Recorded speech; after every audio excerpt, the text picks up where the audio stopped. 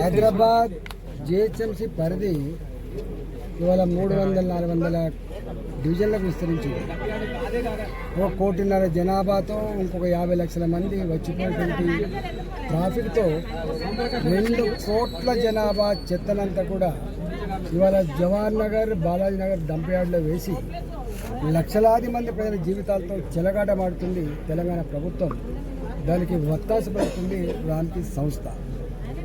2017 నుంచి ప్రజలే వాళ్ళంతటా వాళ్ళు జేఏసీలు ఏర్పాటు చేసుకుని మా పిల్లల ఆరోగ్యం ఖరాబ్ అయిపోతుంది, మా జీవితాలు నాశనం అయిపోతున్నాయి, మేము సంపాదించిన సంపాదన అంతా కూడా మందులకే పోతూ ఉన్నాయి, క్యాన్సర్లు వస్తూ ఉన్నాయి, అబార్షన్లు జరుగుతూ ఉన్నాయి అని చెప్పి వాళ్ళు ఎన్జిటికి పోతే ఇవాళ ఆనాడు భారతీయ జనతా పార్టీ దీనికి అండగా ఉంది. ఆనాడు మా మోహన్ రెడ్డి గారు, విక్రమ్ రెడ్డి గారు, మా పార్టీ నాయకులంతా కూడా ప్రజల పక్షాన ఉండి ఎన్జిటికి పోయింది. ఆర్డర్ వచ్చింది, 2017లో ఆర్డర్ వచ్చింది. అబద్ధపు సమాచారం ఇచ్చి మోసపు మాటలు చెప్పి ఇవాళ దాన్ని కప్పిపుచ్చే ప్రయత్నం చేసిండు, దాన్ని కొనసాగించే ప్రయత్నం చేసిండు.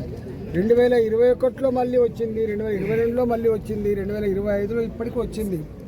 ఇవాల్టికి కూడా తప్పుడు సమాచారం ఇచ్చి కోర్టును తప్పుదోవ పట్టించి దీన్ని నడిపే ప్రయత్నం చేస్తుంది తప్ప దీన్ని విస్తరించే ప్రయత్నం చేయట్లేదు. నేను స్వయంగా ఇక్కడ ఎంపీగా ఈ ప్రభుత్వానికి రాసినాను. గింత చెత్తని ఒకే దగ్గర హ్యాండ్లింగ్ చేయడం అనేటువంటిది ఏ దేశం చేయదు. ఇది మంచి సాంప్రదాయం కాదు. గత టెక్నాలజీ కూడా దీనికి లేదు. దీనికి స్ప్రెడ్ చేయమని చెప్పినాం. లేదా ఇవాళ ప్రజల ప్రాణాలతో చెలగాటమాడిది బంద్ చేసి ఎన్ని వేల కోట్ల రూపాయలు ఖర్చు అయినా కూడా దీన్ని ఒక జీరో పొల్యూషన్తో, నీళ్లు పొల్యూషన్ లేకుండా, వాయు పొల్యూషన్ లేకుండా, ప్రజలకు అనారోగ్యం కలగకుండా ఉండే పద్ధతిని అడాప్ట్ చేసుకోమని చెప్పారు. కానీ ఎక్కడ కూడా ఇవాళ 100ల కోట్ల రూపాయలు ఖర్చు పెడుతున్నప్పుడు లెక్కలు వచ్చినాయి తప్ప ఇవాళ భూగర్భ జలాలన్నీ కూడా నాశనం అయిపోయినాయి. ఉన్న గొలుసుకాటి చెరువులలో పక్షులు నీళ్ళు తాగని పరిస్థితి వచ్చింది, చేపలు బతకని పరిస్థితి వచ్చింది. ఇవాళ మనుషులకైతే స్నానం చేయడానికి ఆ నీళ్లు వాడితే బొబ్బలు వచ్చే పరిస్థితి ఉన్నది.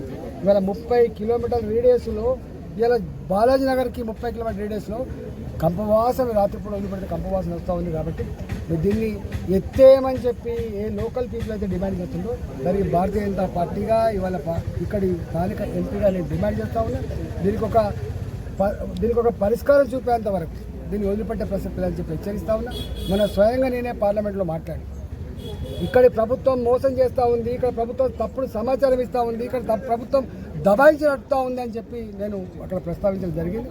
తప్పకుండా ఇవాళ పర్యావరణ శాఖ మా యాదవ్ గారు కూడా ఇన్వాల్వ్ అవుతారని చెప్పి భావిస్తున్నా.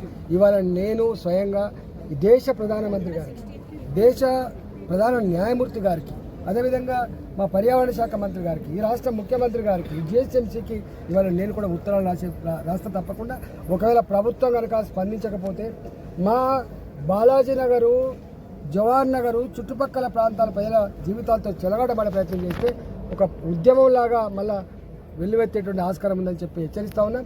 ఇవాళ మేము వచ్చి చూసిపోయింది కేవలం చెప్పడానికి మాత్రమే, గుర్తు చేయడానికి మాత్రమే తప్ప మీరు కనుక పెడచెవిన పెట్టే ప్రయత్నం చేసి మీరు కోర్టులను మేనేజ్ చేస్తా అంటే, ప్రభుత్వం తప్పుడు సమాచారం ఇచ్చి మేనేజ్ చేస్తా అంటే మాత్రం మీ భరతం పట్టక తప్పదని చెప్పి ఇలా హెచ్చరిస్తాం.